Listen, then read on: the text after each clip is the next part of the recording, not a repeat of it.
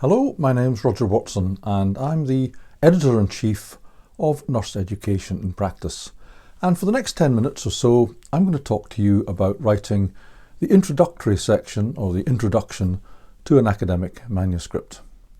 Now, some journals ask you for an introduction separately from the background. Some simply ask for an introduction and some simply ask for a background. You've got to do what the journal requests that you do, but I would always advocate having a section at the beginning which is an introduction, whether it's headed that way or not. So let's assume that the journal has asked you for an introduction and a background. I'm going to deal here, as I say, in the next 10 minutes purely with the introductory section. Now, the introduction to an academic manuscript doesn't have to be very long. I would say maybe 2 pages at the very most, something like 300 maybe to 500 words. That's not a prescription, by the way, that's just a suggestion. It shouldn't be long. It should be an area which quickly orients the reader to what the article is going to be about. So we've already looked at the title of an article, and I think the title is like the name of a shop or an advert for a shop which attracts you towards it. We've already talked about the abstract, which I think is a little bit like looking at the shelves in the shop to decide whether you really want to go ahead and go in and buy something or not. Well, the introduction is more like going in and finding out more about the shop before you really make your decision up. So the introduction is part of that process of guiding your reader into what your article is going to be about. And don't forget, the first reader may well be an editor-in-chief, and if they're reading your introduction and they're not interested in your article, then they may well reject it. The next reader may well be an editor who might do the same, and subsequently it may be a reviewer who again may refuse to review it. So you have to make your introduction clear as to what the paper is going to be about, what the manuscript is going to be about, and what the study that you're reporting was about.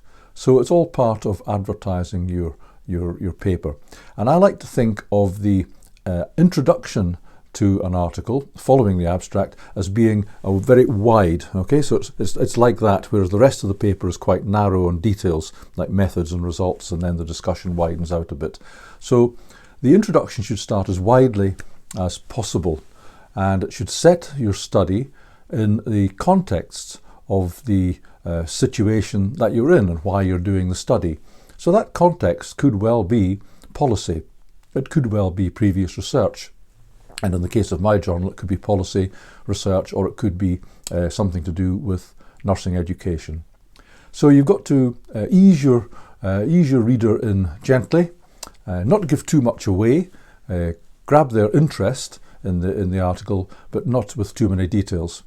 And when I say not too many details, I would strongly advocate not having too many references in your introduction, maybe 1 or 2 main ones.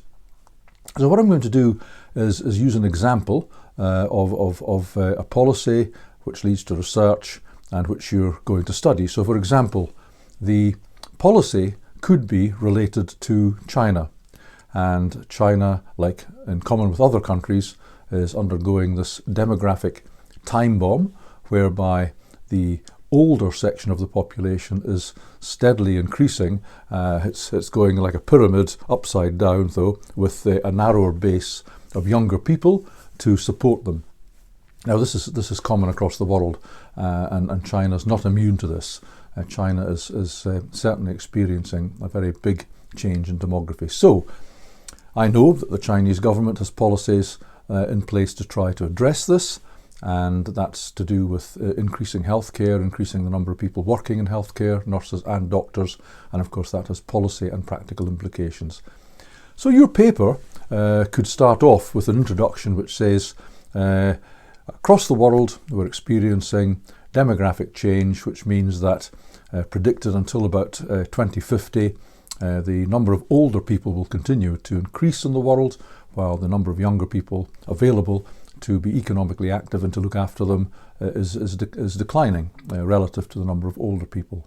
And then you could point to China, where this is exactly the same thing is happening. So that's a very wide introduction to what your paper is about. The reader will know instantly that it's about the changing demography of the world, and of course that it has healthcare implications. So next you could say that here in China, apart from the fact that the demographics are changing, the government is introducing specific policies which are explained in such and such a document which you could refer to, and we are concerned in this country to produce more healthcare workers, doctors and nurses, to work with older people, and that the training programs and educational programs that we have to be aligned with that. So again, that's gone from the situation in the world to the situation in China to the policy that's being used to address this.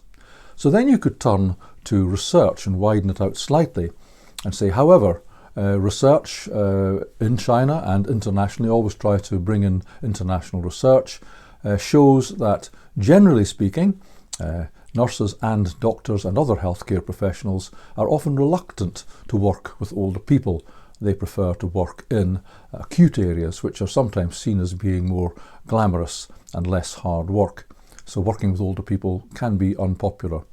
So your study is going to introduce a project, or going to describe a project which is aimed at trying to encourage new healthcare professionals, particularly nurses, to work with older people.